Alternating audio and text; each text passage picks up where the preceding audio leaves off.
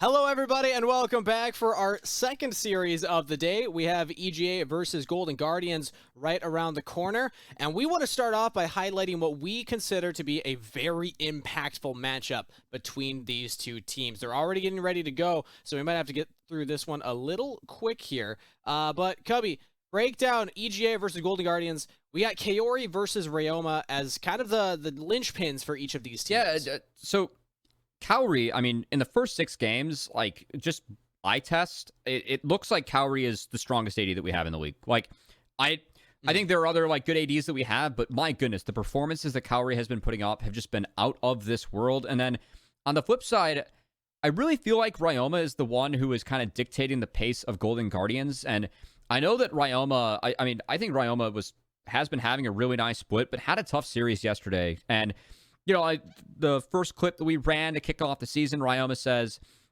I was the best mid last year. I want to be the best mid again this year. Well, Harry was the one that you faced in finals and playoffs the last year in summer. And Harry really got the best of Ryoma in that matchup with the help of his team, but it was not played around. Ryoma didn't play around it as well as he could have. So want to see if Ryoma can bounce back. Has a tough test against Soigo, but really feels like these are the two carries that kind of drive and dictate where their teams are at the moment.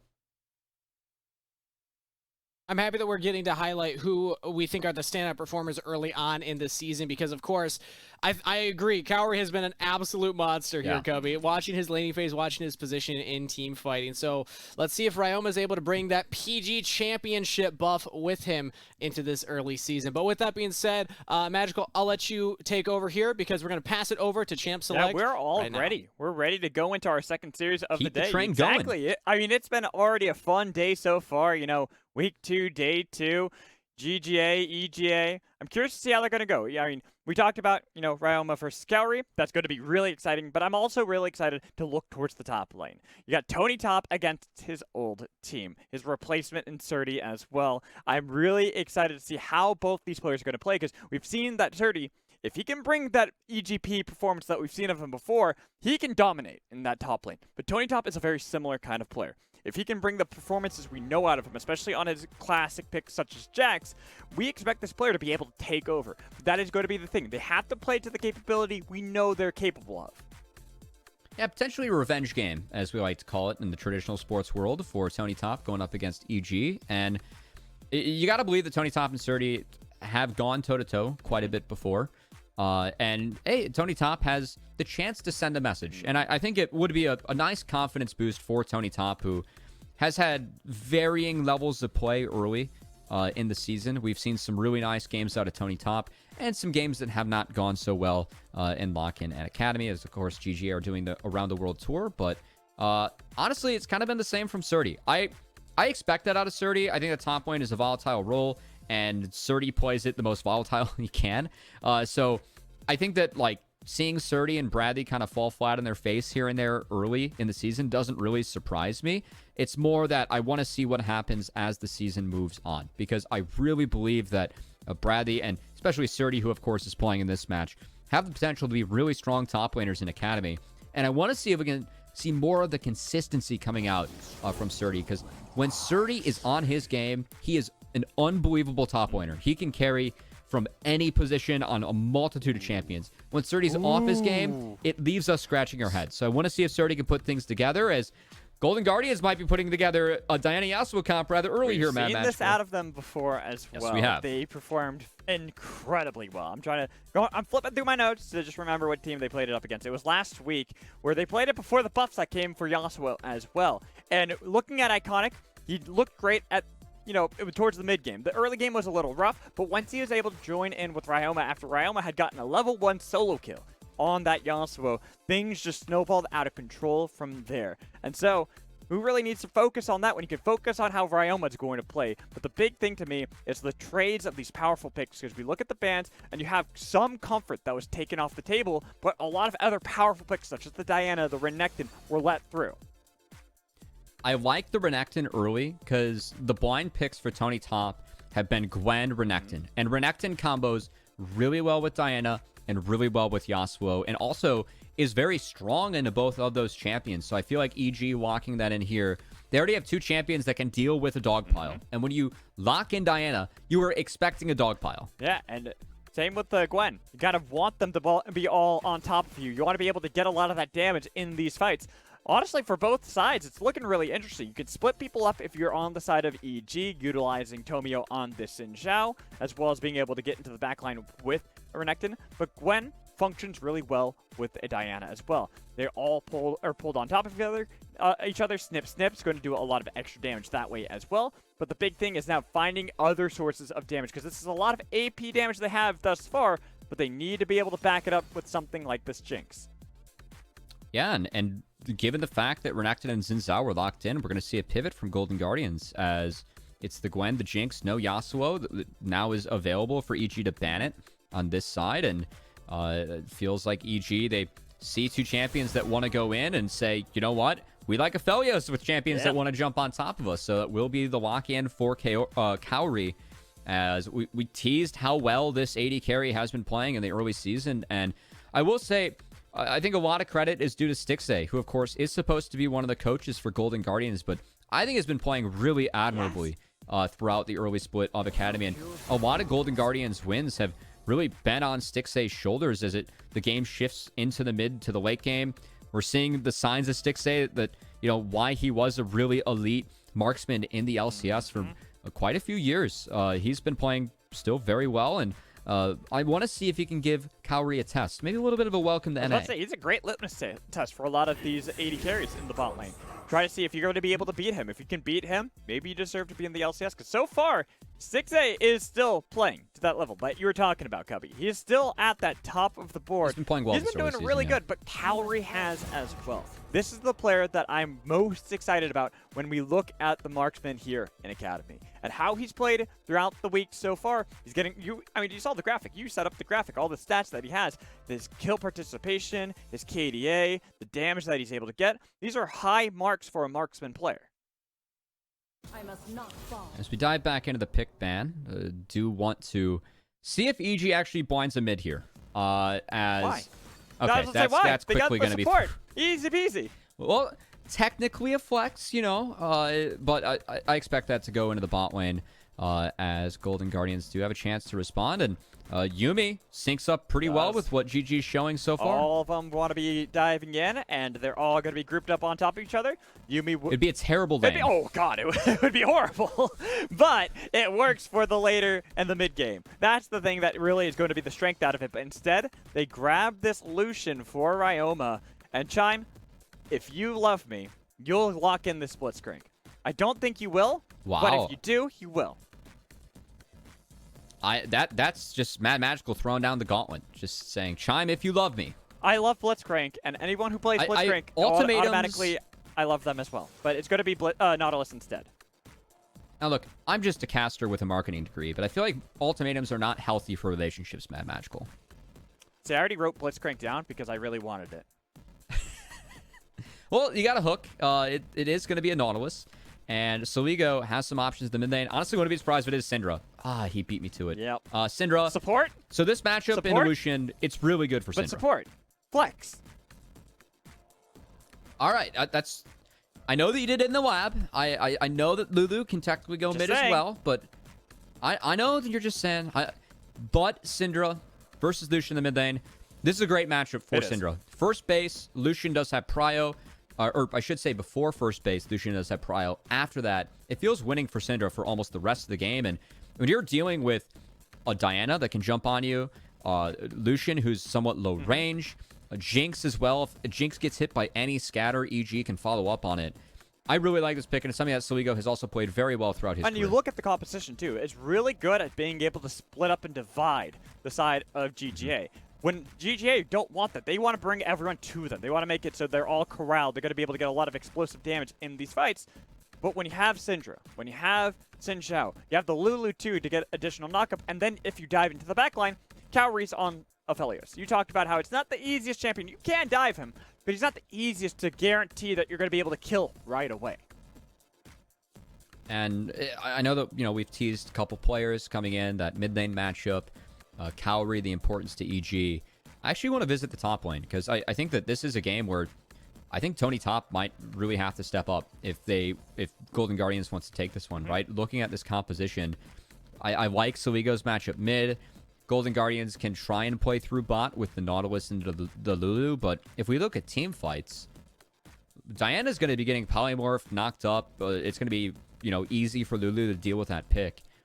Tony Top does have the potential, if he gets ahead, to kind of be the one that makes sure that he is the scaling piece. He is the one that's going to be tough to deal with in these team fights, and could be a good sign for Tony Top to step up. And it is on a champion that he has really played well on in the early season. 7-1 on the Gwen and 8 plays across all levels. It has been his most played and best pick so far, so want to see if Tony Top can do well on this one. I look what it's against. Against Surdy on this Renekton, another powerful champion in the top lane. But if you're able to get a Gwen ahead, we saw in the last series what happens when Gwen gets the early lead, especially against some... Doke was Gwen, It man. was absurd. And imagine if Iconic's able to do that for Tony Top here. And that's something that I think that Iconic, as a player, someone that, of course, was in LCS last year, but coming straight out of collegiate, feels like this is the year for Iconic to kind of round himself out in Academy after kind of being thrown to the Wolves. And he has put together some nice Diana performances. He's been one of the junglers that's really been indexing towards this champion more than others. And so, good opportunity. No Yasuo to combo with, but still has Lucian from Ryoma in the mid lane. And want to see if Iconic can get things going and really funnel himself successfully, which I think is something that Iconic has always done pretty well as a jungler. And, use that to go bot. I feel like attacking bot's the way to go here for Golden Guardians. Especially because you have that Jinx Nautilus lane. Yeah, you got the Nautilus. So you want to be able to back up that Nautilus. When he goes for the early hook, you want to be able to try to see if you can help that out. But the problem is what it's into. Well, it's not a Aphelios Thresh, it's a Aphelios Lulu. Another one of those hard to interact with lanes that kind of just wants to be able to keep their distance from people, keep themselves safe, scale up to get level 6. Which, is something that you can punish early, and I'm curious to see. Diana's not a champion that's great for diving. Nautilus is. So maybe we see Golden Guardians get a setup. I did tease that Ryoma should have a good lane state before that first base as the Lucian versus Syndra. So want to see if he's able to utilize that. Maybe if Golden Guardians plan something rather aggressively in the early game for EG, as I know we've been talking a little bit longer. We did have a mic issue for one of the teams, but hopefully should be getting that resolved and into the game soon, as I'm excited for our second match of the day. 2 middle-of-the-pack teams, same record at the moment. We're going to learn a lot about these squads in this game. There's a lot on the line for both of these teams to try to get themselves higher and higher into the standings. We started off with a 2-0, and it looks like if we have things continuing with the past, the last 2 days as well, have been a bunch of 2-0s. So whatever team gets the win is guaranteed to win the second one, right? That's how it works? Yeah, that's how it works. Because, we set up for the reverse sweep. But it's best. Maybe. We'll put a pin in that, and we'll look back when we get into playoffs. For now, we have to look here. It is week 2, day 2, series 2, Golden Guardians Academy, Evil Geniuses Academy. Everyone lined up in a pretty typical, boring line of scrimmage. You know my thoughts on this. It's not what I like at all. That's fair enough. What I want to see is where Iconic paths early. I think that you have a choice whether you want to attack the Lulu or if you want to support the Gwen, as Gwen could be under siege from the side of EG, and looks that it's going to be a mirrored start here for each jungler as they're both going towards their red.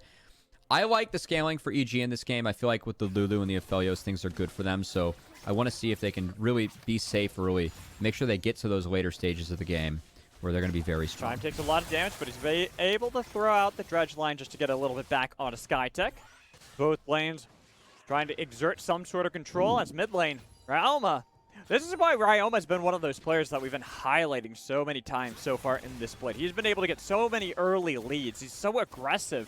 And even when you look at some of the victories that Golden Guardians have been able to net, a lot of that is off the back of Ryoma. Even think when they had the Diana Yasuo combo, nearly every one of their lanes was behind except Ryoma. And from there... Yeah, who was going legendary. Exactly. And from there, he just carried them to success. Lucian's a different pick, but something that Ryoma has played well historically throughout his career, so we will see if Ryoma can carry to success in this game. As did crash the second wave into Saligo. I did like the fact that using that time warp tonic, popping the pot to get the move speed and dodge out in that first Q, proc PTA. That was a nice one from Ryoma, who will fire back against Ligo. No PTA this time around, but I think that given where we're at, with this early game and Surdy being pathed away from, I am curious with the heavy trading in the bot lane if EG actually looks to attack Stixay and Chime, because their wave is a little bit further up in the moment. There is no mid prio for the side of EG, but Tomio, after this blue buff, could potentially have an angle to try and walk down here and find an overextended Golden Guardians. You had highlighted it with the stats beforehand. This is why Ryoma versus Kaori has been the ones we've really been wanting to see. EG know that Kaori, coming over from Turkey, has been this player that they can play around a lot. He has been so aggressive in lane phase, and here on the Felios into Jinx Nautilus, he doesn't get to play as aggressively, but if they can get Tomio to show up here bot early enough, especially with how far up Stixay and Chime have been pushing up, that's a good way to give him a snowball to really dictate control of this lane. And while overall I like the scaling of EG, given the fact that they have this Aphelios Lulu, it's not like it's not going to be matched in some ways by Golden Guardians. One of the ways they can match it is, the top side, this Gwen Diana. And we can already see some of the power of this Diana, as you can see Iconic way ahead in the jungle clearing and pathing has already had the chance to reset. Is now getting back out onto the map to find these respawn camps. Tomio just finished his full clears, so we'll have to now reset and get his buy-in. So a little bit behind on the jungle pathing early. That's we And want to see if Iconic can keep on, funneling himself and snowballing, or what kind of answer Tomio has to get out of this. Because if you're just going to be clearing camps in this 1v1, Diana versus Xin, you're going to fall way behind as Tomio. That is true. Usually Xin Zhao's are really good for their early skirmishing. Unfortunately, we do get another pause. Might just be another mic issue. Hopefully we'll be able to get that resolved pretty fast, but it gives us a little bit of time to dissect what has happened. There's been a lot of recalls that have been accomplished by both teams. Surdy was able to get a cheater recall and didn't even bother TPing back to lane. He had already crashed a wave pretty far out. It was frozen, so he can walk his way all the way back to lane, holding on to that TP. While mid lane, not the same. Ryoma had to TP back in because Ligo keeps trying to play aggressively now that he's hit level 5 to make sure that this Lucian, who normally, 1 through 3 can bully out the Syndra, no longer has such a luxury. You know what, Matt Magical? I'm going to take your route. Has anything happened in the first 4.5 minutes of this game? In my mind, no. Yeah, no, not really. It's been a pretty boring game so far. I mean, granted, it's 4.5 minutes in, but I mean, if it's up to me, level 1 fights, top lane, that's what we're all going to go for. We did have that yesterday on the mainstream. Rather exciting. Yeah, as Matt Magical, it kind of like, how the lab, you have to, get the chemicals going, get everything that you've got organized, available to you. We also need to funnel you the action. Yes. That's what you require throughout these casts, as we do have a 6-game day ahead of us, 2 down, 4 to go, including this one. And I'm rather excited for the later 2 matchups that we have, just given the fact that I think we do have 2 pretty evenly matched, close to middle of the table teams. And I think that we're going to learn quite a bit about where our teams are standing after we conclude these next 2. As we get back on, looks like the pause is already over.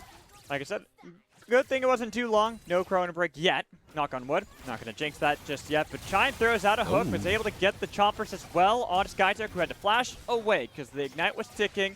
That is a good tool. As top lane, too, continues to fight. This is the kind of action I want. Even though it doesn't net a kill, at least they're trying. So Tony top wants to fight because Surdy wants to freeze this lane so that Tony has to burn TP. That would give Surdy the TP advantage. And he can use that to get a better reset throughout. But because Tony top had all those minions and was able to fight, actually will not have to reset and utilize TP to get back to lane. Oh. Surdy will have to sustain as time goes on. And, Tomio was able to pass. He got himself that advantage with the blast cone over the wall so he can look for Tony top, but he has to wait it out. There's the audacious charge. There's a lot of damage onto Surdy, but they're going to be able to give him first blood regardless. Well played. That's the other reason that Surdy was fighting. You can fight to freeze when you have the jungler on that side of the map. Good team play coming out of the EGP duo from the spring of 2021. A lot of people forget that amateur team did make top 6 in that tournament. And this was the top side, Surdy Tomio, with an AD that went by the name of Shiro. I think that people might know him as Danny now. Yeah, he's not that No, bad either. not at all. You know, I mean, but that was a stacked team, and if you think about it, the fact, too, that a lot of people hadn't talked about them prior to that spring split. They were one of 2 amateur teams to make it into the top 6, the only other one being NoOrg, who went on to win. and we like highlighting our amateur friends when we can, and love seeing some of the good players from amateur last year get promoted. I believe we had 16 total. EG being responsible for 3 of them. All coming from their Evil Geniuses Prodigy squad. And Surdy, Tomio, who was, I guess, promoted at the end of last year early, but we'll still count him for the narrative, right? It and, counts. Skytech. It was 2021. This is 2022. Thanks, Al. You It's got a my new back. year. It's not. If it was in 2020, maybe then I'd argue with you on that. But it was last year, so that You've got exactly. my back. At least for now. But here, we see how it's working out for the side of Evil Geniuses Academy. Getting that early kill on Surdy, playing around the top lane. This is something that I was wondering where we'd see the first bit of action coming in from Tomio. Since you had talked about the Xin Zhao wanting to play for these early skirmishes, what better way to play around skirmishing than with your Crocodile top? And you can see Surdy forcing Tony Top, to retreat out of the wave, get some honey fruit to try and stick around, as he is using that itemization advantage he has from that first gank and kill to really make sure that this Gwen is not going to get too far off the ground, which once again, I really like from EG. I feel like that's the correct place to focus. Making sure that Gwen doesn't get out of control is Gwen Diana feels like the 2 pieces that could really break what EG wants to do on the map And this see, game. that's the thing, though, with Gwen. It's always a timer. Even if you're able to put Gwen behind, eventually that Rift Maker will be completed. That's going to be the troubling situation that EG have to contend against, is making sure that Tony Top is far behind enough that despite the fact that he's got the Rift Maker, it doesn't damn matter. Okay, Ori actually going to eat a Got hook. flash. Wait, he doesn't even get the chance to flash. I was expecting him to live, but he just dies instantly. Yeah, Cowrie and Skytech being a little bit split there. A good dredge line connecting from Chime. Nets the kill to Stixay. And we're going to have to see if EG can answer on this side of the map. Surdy did just crash a massive wave. We'll use this to start Rift Herald on the timer. Skytech's rotating over. If EG are able to get this, it's not the worst thing in the world, but the fact that Cowrie just missed out on 2 waves of golden XP, not ideal. No. As GG, they want to fight. And here, Oh, boy. EG trying to make something work on the other side of the map. They're going to be able to get 1 kill. Ryoma getting a little bit of distance from Tomio. He'll be able to survive, but they've lost complete control on the top half of the map, despite the fact that GG were able to win out in the 2v2 bot. And I just love how aggressive Soligo and Tomio played that as they were syncing up, right? Once they walked through that choke, Soligo's like, we go here.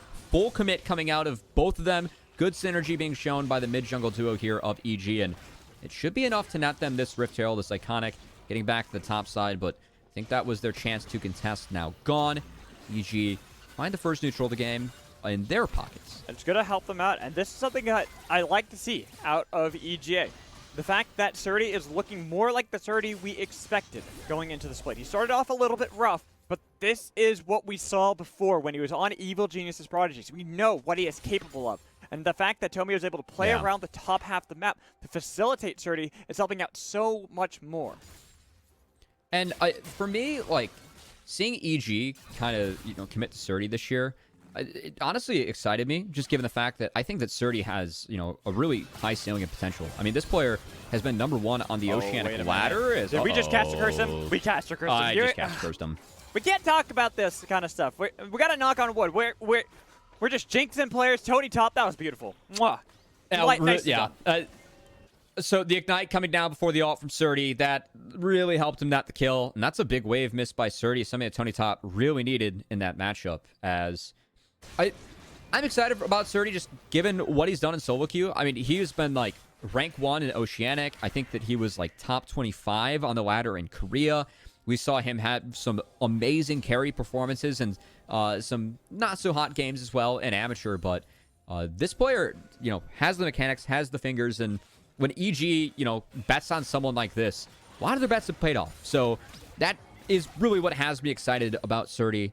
Unfortunately, Tony Top excited about taking down Surdy in that matchup, and that will net them a kill on the top lane. And this mid prio with the bot prio as well from GG, gonna net them the second dragon as well as we have a pretty close one in their hands. You gotta feel good if you're Tony Top. That is the revenge arc after all. He's able to get a solo kill over Absolutely. Surdy, the guy who came in and replaced him on EGA, goes to a new team. Here it gets ganked immediately by Tomio 2 to die, but then by himself, no help from anyone else, is able to, like you said, ignite, ult, kill. Nicely done out of Tony Top to net himself his own control back on the top half of the map.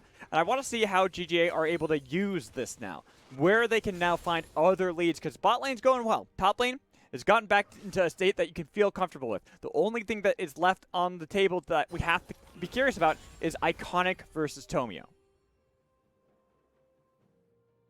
Tomio's been able to keep up and has made a couple nice plays on the map as Iconic after that death around the Herald. Some of the scaling was slowed down, but honestly, I feel like we have to keep our eyes on Tomio just because I'm wondering where that Rift Herald goes. A couple options here for the side of EG. Throw it mid, never a bad call, right? If you get the first 2 Rift Heralds of the game and put both mid, you're pretty much guaranteed to take that mid outer turret, which is most valuable turret early. I never hate seeing teams drop it there, but we could also see them throw it top and try and funnel Renekton more as Nice Saligo flash has away, to but flash. the Calling's going to be able to get a lot of back damage on Sligo.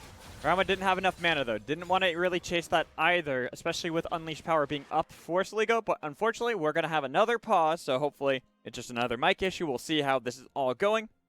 Gives us a little bit more time to kind of break down what has been going on in this game. I like that it's... I feel like it's appropriate that we're in the second game of week 2, and it's 2-2 on the scoreboard, and it's the second pause as well. Now we go back to a 2-box. Should I be worried about all the 2s? Are they 2-2 or are they 3-3? It's 2-2 right now. But the record. Oh, the record of the teams? See, No, it's more than that. Yeah. See, now you're just skipping over things, and It's you're 3 just and trying 3. to find connections where there might not be things. It just might be coincidence. What is it? Correlation does not mean causation. Yeah, something like that. Yeah. Okay. So now we're back. Pause is over, and you were talking about Tomio with this Rift Herald, and I want to ask you, if you were a coach for EGA, where would you want this Rift Herald placed? Honestly, I kind of like this mid. Given the fact that they've only taken 1 plate in the bot lane, I feel like putting it mid and just making sure you get some chip damage before plates go down is the move. But Tomio is going to have to throw it down soon. It looks like he wants to do it bot as Skytech. Has to be careful running that quarter against the Nautilus. And Tomio starting to run out of time to make sure that Shelly finds a home. It's going to run out soon. Tomio is committing towards the spot lane, sneaking his way in through There's the a ward lane. there. Like you said, the ward will eventually spot him out. Giants hanging it out in the wing, so once they spot out that Tomio's there, they'll have to see if they can call an Iconic. They're getting at least a little bit of that aggression. There's the Rift Herald placed down. But with the fact that you have 3 members for each side here, could negate the charge that Shelly might be able to get. They've rooted it in place. I'm just waiting to see what they're able to get. Tomio is trying to help out, escort Shelly into the turret, but it's going to be the pull back in with the smite to make sure there is no charge, and Shelly is completely wasted. That's a big win for Golden Guardians now, because keep in mind, they got the first 2 dragons of the game. And EG, while that was happening, shifted some of that power top. Now Golden Guardians deny that Rift Herald completely. Tony Top got the solo kill after he was put down early by Tomio, so... It is an even gold game. We still see some of the scaling on both of these teams, and kind of curious to see how that clashes as the game goes on. But at least at the moment, I think the Golden Guardians are in a nice map state, especially given the fact they got the first 2 dragons. Well, then we look at how their composition is. Gwen's going to, once she gets to that Rift Maker, be something that you're not really going to be able to deal with in a side lane. Lucian's going to be fine, too. He's got the Gale Force. The burst damage is going to be surprising for anybody, even against Ligo. It's really going to be on the skill matchup between the 2 mid laners on who's going to come out ahead. And then bot lane. Jinx already having the solo kill, a little bit up on CS against Cowrie, denying the charge and that extra gold that Cowrie could have gotten. A lot of things are going the way of Golden Guardians, despite the fact that it's 2-2 on the kill board. I like how Chime just making sure that Ryoma is able to get this wave in as he needs to match or find a reset potentially.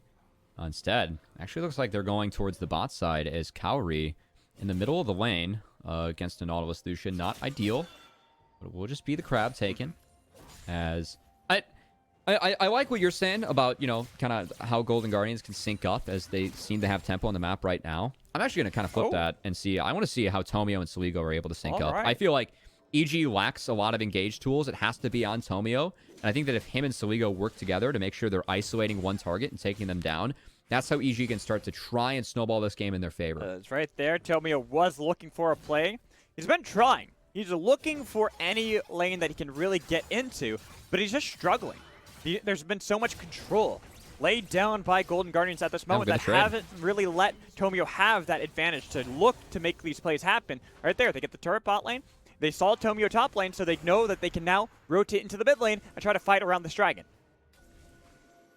And Golden Guardians, they don't really lose any HP on the turrets, and they get Stixxay, that first bot turret, for free.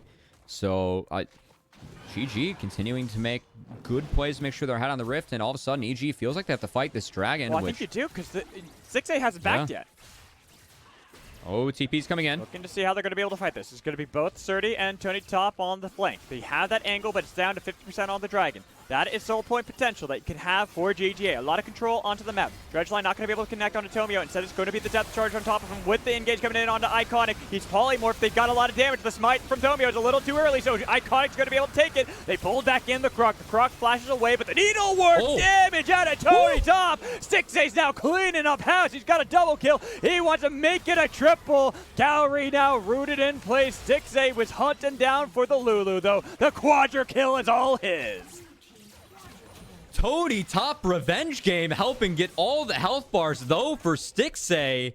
And just like that, what was a very close game, broken wide open by Golden Guardians off the back of that engage and a play from Tony Top. Tony Top 2 came into that fight having just completed the Rift Maker. We look at this play, and honestly, there's so much that went right. They get the early flashes out of EG, so that way, then Tony Top can engage. Oh my goodness, those ultimates just hitting four stack.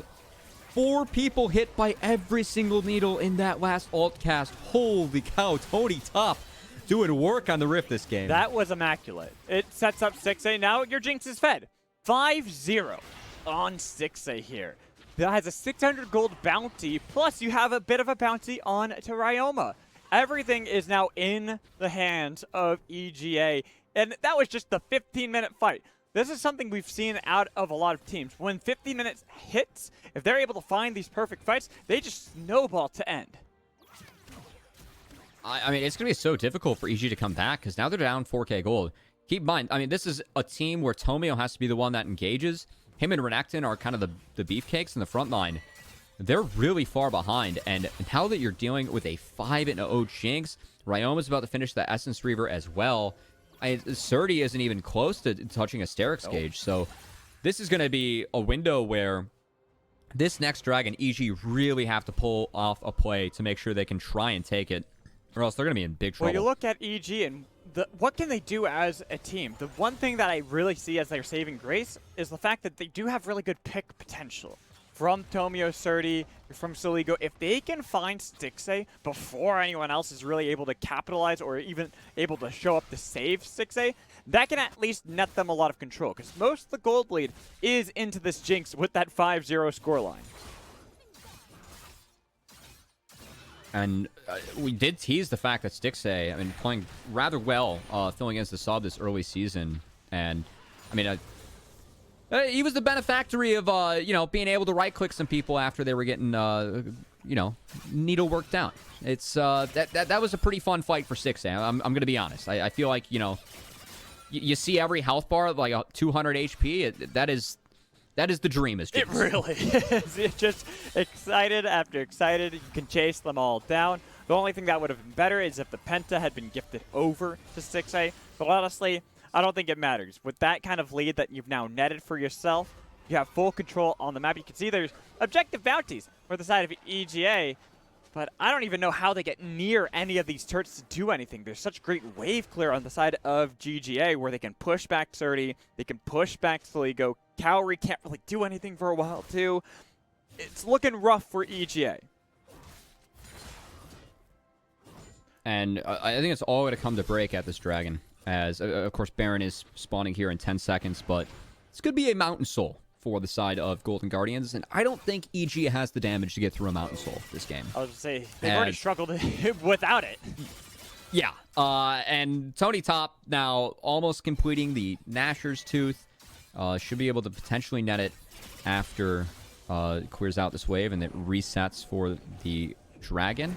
And I actually like this from Golden Guardians, making the second Rift Herald play, throwing it up here, just trying to get another charge, and drawing your resources from EG away from that Dragon Pit, guaranteeing the fact that Golden Guardians is going to be able to reset first as they are pushing with the Herald, just can retreat whenever they're done, and forcing EG to respond. This, nets them tempo and enables them to make sure that they're going to be the ones that control this bot river. Well, the Rift Herald will not get a charge again, second time this game. It's a lot more impactful, as you had said, Cubby.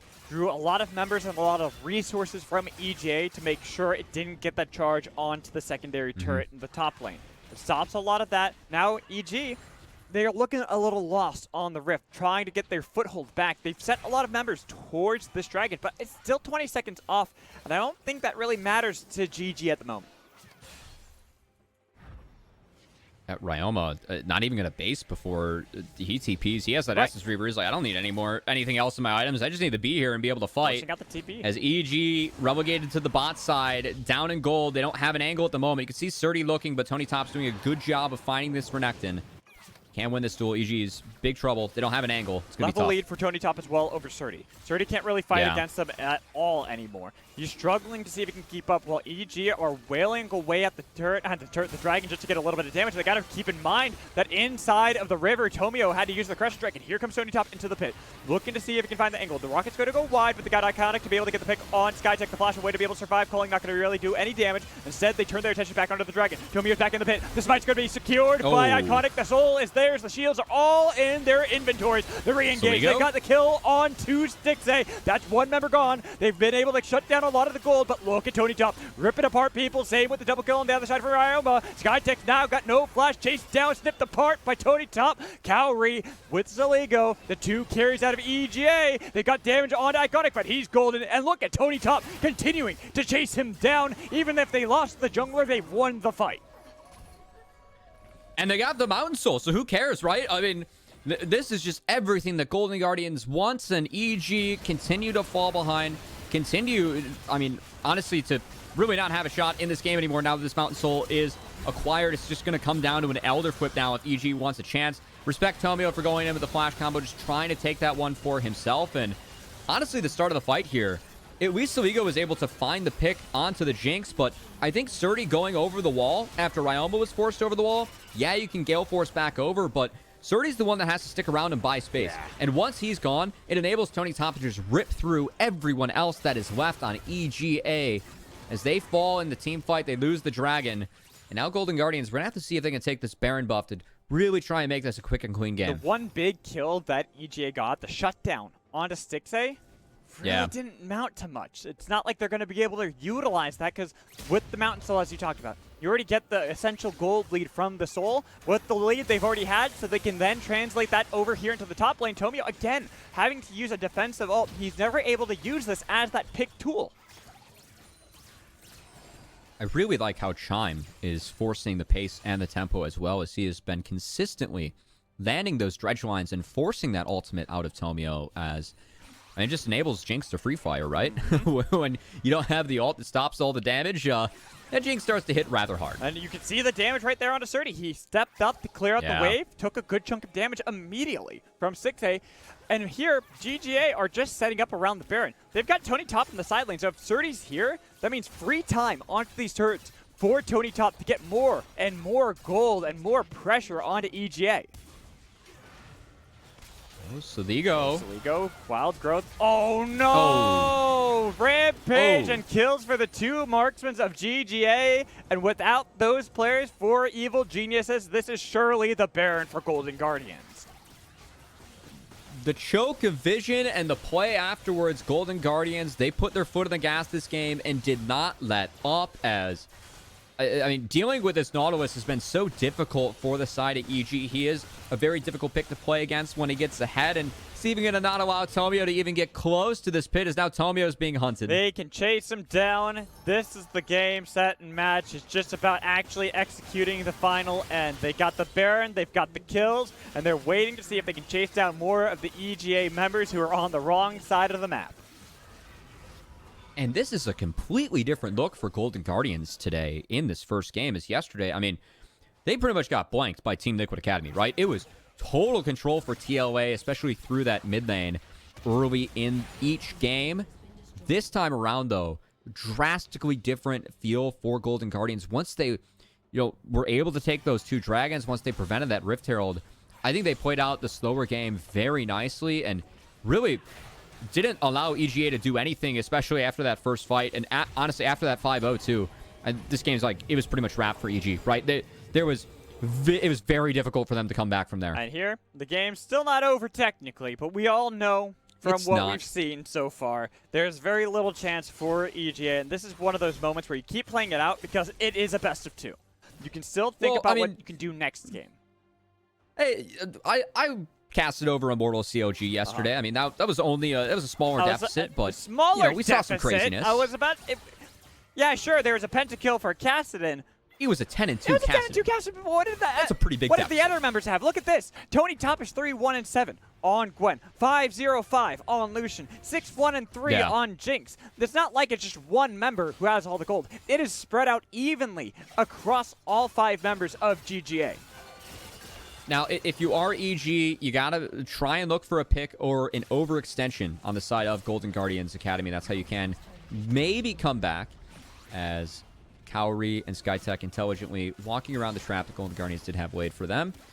And now it's just all about taking down this inhibitor turret, which is already melting at the hands of the Cubby, I appreciate you're trying to be optimistic for Evil Geniuses here. I appreciate that you're trying to give them hope, but here is one of those games where even if they find that pick, they got to do that 6, 7, 8 times in a row, while Chime could just walk up and press alt and immediately kill Saligo. How can you find a pick when they can walk up like that and they can just end this game with 2 inhibitors gone? And they're looking to end it now. It's been a clean one for Golden Guardians as finishing touches coming in. See if anything interesting happens with this one. The last possible fight of game 1. Tomio goes into the back line. Skyjax has to use ult on himself, but he still dies. They got the kill into Ryoma, but Serdy's going to be the next one to fall with a nice pull back in from Iconic for an ace and game 1 victory for Golden Guardians Academy.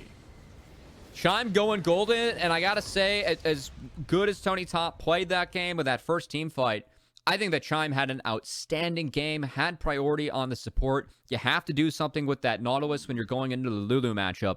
And man, I feel like he did that in lane and more as he got out of lane as Chime. Wonderful job helping Golden Guardians snowball that one out, and a very clean game 1 coming out from GGA. It was a very clean game, and I mean, it's almost a similar story to what we saw in game 1. CLG, maybe one mistake that we saw in that game, very clean execution from there. Here, Golden Guardians, similar. Only maybe 1 or 2 mistakes, very clean execution. The fights that they had looked immaculate. Yeah, I think that the way that they were able to get Tony Top back in that top lane matchup, then when he has scaling, you've also got the bot lane where you won in the 2v2 and then Iconic's power farming on Diana.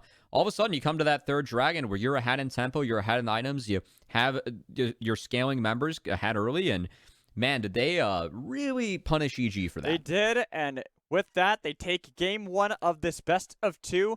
We're going to be back after a short break, and when we come back, Kangas will be here for our halftime show, so make sure you stick around.